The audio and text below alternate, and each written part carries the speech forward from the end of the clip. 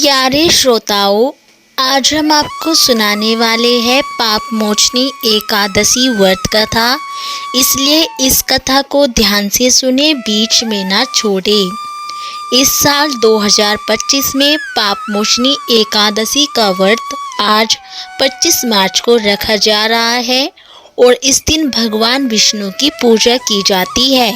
ऐसी मान्यता है कि इस व्रत को करने से बड़े से बड़े पापों से मुक्ति मिल जाती है और यह व्रत हर साल चैत्र मास के कृष्ण पक्ष की एकादशी तिथि को रखा जाता है। इस दिन व्रत रखने वाले लोगों को पाप मोचनी एकादशी की कथा जरूर पढ़नी चाहिए।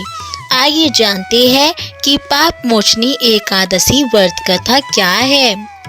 पौराणिक कथा के अनुसार प्राचीन समय में चैत्ररथ नाम का एक बहुत खूबसूरत वन हुआ करता था, जिसमें च्यवन ऋषि के पुत्र मेधावी ऋषि तपस्या करते थे और इसी जंगल में देवराज इंद्र गंधर्व कन्याओं, अप्सराओं और देवताओं के साथ विचरण भी किया करते थे।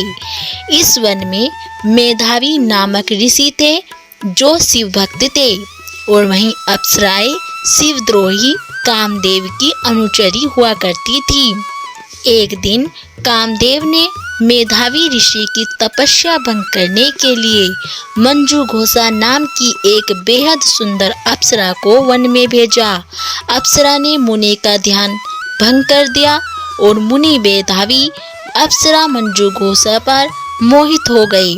इसके बाद दोनों ने साथ रहने का फैसला कर लिया।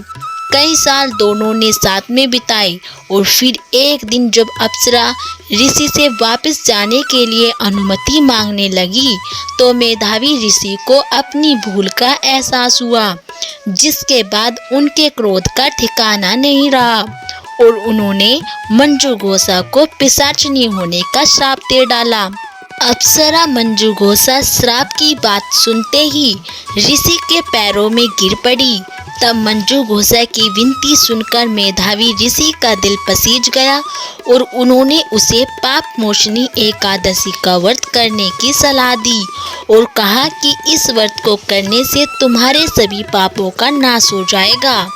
अप्सरा को मुक्ति का मार्ग दिखाने के बाद जब मेधावी ऋषि अपने पिता के पास पहुँचे तो उन्हें श्राप की बात बताई, जिसे सुनकर च्यवन ऋषि ने कहा कि पुत्र, यह तुमने अच्छा नहीं किया है, इससे तुम्हें भी पाप लगेगा। इसलिए पाप से मुक्ति के लिए तुम भी पाप मोचनी एकादशी का व्रत करो। कहा जाता है कि जिस तरह से पाप मोचनी एकादशी का व्रत करके अप्सरा मंजू घोषा और मेधावी ऋषि ने पाप से मुक्ति पाई, ठीक वैसे ही हर इंसान को अपने पापों से मुक्ति पाने के लिए यह व्रत जरूर रखना चाहिए। तो दोस्तों, ये थी पाप मोचनी एकादशी व्रत कथा। यदि आपको हमारी ये कथा अच्छी लगी हो तो प्लीज़ हमारी वीडियो को लाइक करें और चैनल को सब्सक्राइब करना ना भूलें।